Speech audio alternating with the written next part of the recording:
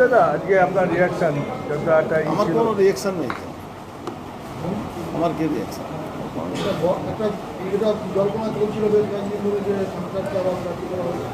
জল্পনা তো আপনাদের কাছে পেয়েই গেছেন কে টিকিট দেয়নি পার্টি।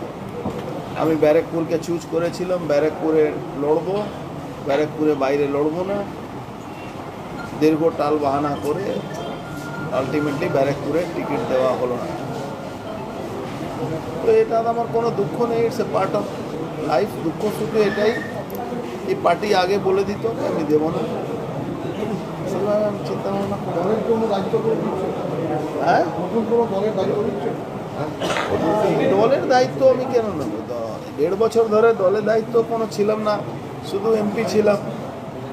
আর তারপরে এমপি আমাকে বলা হয়েছিল ব্যারাকপুরে টিকিট দেওয়া হবে। কে বলেছে?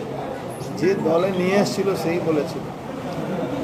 এবার টিকিট দেওয়া হয়নি, আজকে শেষ মুহূর্তে বলে দেওয়া হলো না টিকিট দেওয়া হবে না। তো এটা একটা মনে হচ্ছে বিচ অফ ট্রাস্ট হয়েছে।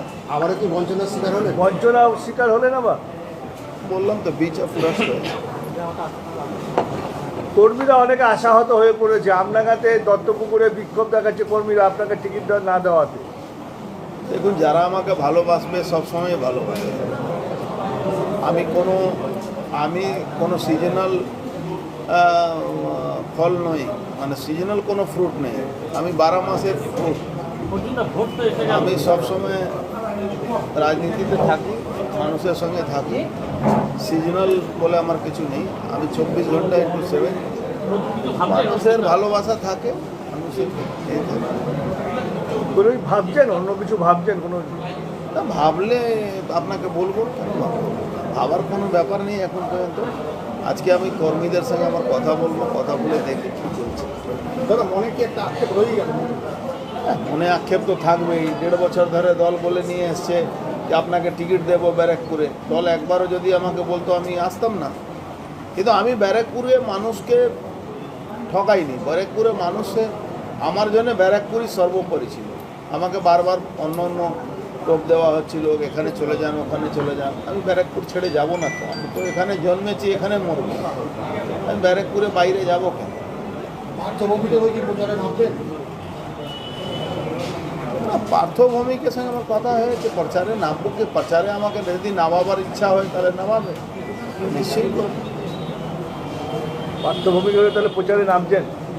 না, পার্থ ভৌমিক যদি দল যদি থাকে চায়, পার্থ ভৌমিক যদি চায় তাহলে সেটা চিন্তা ভাবনা করবে। পার্থ ভৌমিক বা দল যদি না চায় তাহলে কী করে? আপনি এতদিনের বিধায়ক সাংসদ, সেই জায়গায় দাঁড়িয়ে এইভাবে দৌড়া মঞ্চে তুলে নিয়ে আপনাকে মনে হয়? বললাম তো এটা একরকম বিচ অফ ট্রাস্ট হয়েছে, এরকম ধোকা দেওয়া হয়েছে, এটা ঠিক হয়নি।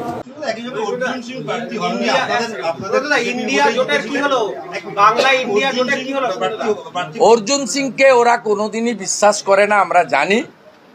কারণ অর্জুন সিং মহোদয় কার্যত ভয়ে ওদিকে গেছিলেন।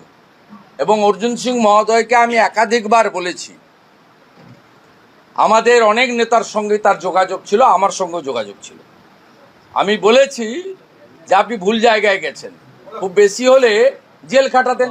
যখন 15 সালে মঞ্জুল কৃষ্ণ ঠাকুর শ্রদ্ধাস্পদ, এই পরিবারের সবচেয়ে বড়, আমাদের প্রত্যেকের প্রণম্য, তিনি যখন মন্ত্রিসভা থেকে পদত্যাগ করে সুব্রতকে প্রার্থী করেছিলেন বিজেপির, তারপরে শান্তনু ঠাকুরকে তো জেল খাটিয়েছে মমতা ব্যানার্জি, কিন্তু এই পরিবার তো আত্মসমর্পণ করেনি। আমার বিরুদ্ধে 42টা কেস দিয়েছেন। আমি হাইকোর্ট সুপ্রিম কোর্ট থেকে প্রোটেকশন নিয়ে ঘুরে বেড়াচ্ছি। তা আমার প্রোটেকশন না থাকলে 2 মাস 4 মাস জেল খাটাতেন, তাতে আপত্তি কী? অর্জুন সিং মহোদয়কেও আমরা বুঝিয়েছিলাম, কিন্তু তাকে কার্যত ভয় এবং চাপে গেছিল। তিনি তার সময়কালে তিনি কি করবেন আমি জানি না, আমাদের রাষ্ট্রীয় নেতারা কি করবেন আমি জানি না, না আমি বলতে পারবো না। I am not the authority. কিন্তু আমি অর্জুন সিংয়ের ব্যাপারে যেটা বলবো, তিনি এই 2 বছর যে গেছিলেন ব্যারাকপুর এলাকার বিজেপি কর্মীদেরকে কোথাও উত্ত্যক্ত বা আক্রমণ করেননি। এক, তার যৌথ পরিবারে থাকা পুত্র পবন সিং, তিনি কমপ্লিটলি বিজেপির সঙ্গে থেকে কাজ করেছেন। কখনো তার বাবা তার ছেলেকে প্রেসার করেনি যে তুমি বিজেপি ছাড়ো, তার নিজস্ব চিন্তার উপরে ছেড়ে দিয়েছিলেন। এবং আজকে আমি বলছি আপনাদের অকথিত তথ্য, দ্রৌপদী মুর্মু পশ্চিমবঙ্গ বিধানসভায় মোট 34 জন এমপি ভোট দিয়েছিলেন, একটাও বিজেপির এমপি ছিল না। বিজেপির এমপিরা দিল্লিতে ভোট দিয়েছিল। এখানে 33 জন রাজ্যসভা এবং লোকসভা মিলে টিএমসির এমএলএ এমপিরা ভোট দিয়েছিল, আর একজন এইচ খান চৌধুরী মানে ডালুবাবু তিনি এখানে ভোট দিয়েছিলেন। তাতে 34টা ভোটই আমাদের বিরোধী প্রার্থী যশবন্ত সিংয়ের পাওয়ার কথা, কিন্তু দুটো ভোট বাতিল হয়েছিল। সবাই জানেন, আমার আজকে আমি বলতে চাই না, সবাই জানে কার দুটো ভোট বাতিল হয়েছে। দুটো ভোট দ্রৌপদী মুর্মু পেয়েছিলেন, তার মধ্যে একটা অর্জুন সিংয়ের ছিল। বাকি অর্জুন সিং কি সিদ্ধান্ত নেবেন, দল তাকে গ্রহণ করবে কিনা, কেন্দ্রীয় নেতৃত্বের বিষয়। এটা না, আমাদের আনন্দ লাগছে তৃণমূল শাসক দল তারা বলে বিজেপি বলে কিছু নেই। এমন 5 জনকে প্রার্থী করেছে যে 5 জনকে বিজেপি থেকে ভাঙিয়ে নিয়ে গিয়ে প্রার্থী করতে হয়েছে। বিজেপি থেকে ভাঙিয়ে নিয়ে গিয়ে প্রার্থী করতে হচ্ছে। আর যে তৃণমূল বলে, আজকেও বলেছে গুজরাটিদের তাড়িয়ে দাও, তা গুজরাটিরা কি ভারতীয় নয়? যেভাবে আজকে গুজরাটিদের আক্রমণ করা হয়েছে, তাহলে তো মহাত্মা গান্ধী আর সর্দার বল্লভভাই প্যাটেলকেও তাড়িয়ে দিতে হয়। এবং সাথে সাথে যারা বাংলা বাংলা করে বলে, বিজেপিকে বহিরাগত বলে, তাদের প্রার্থী তালিকায় শত্রুঘ্ন সিনহা, কীর্তি আজাদ, ইউসুফ পাঠান, এরা কোথাকার লোক আমরা এটা জানতে চাই। পবন সিং ভোজপুরি সিঙ্গার, তার গান, তার সিরিয়াল বা এসব নিয়ে আমি কোনো মন্তব্য করব না। তার শিল্পী সত্তা আছে, আমরা সব জিনিসের সঙ্গে একমত নই। কিন্তু পবন সিংয়ের নাম আসার পরে বিহারি বিহারি বহিরাগত বলে ঝড় তুলেছিলেন যারা, তাতে পবন সিং নিজের নাম উইথড্র করে নিয়েছে, আপনারা দেখেছেন।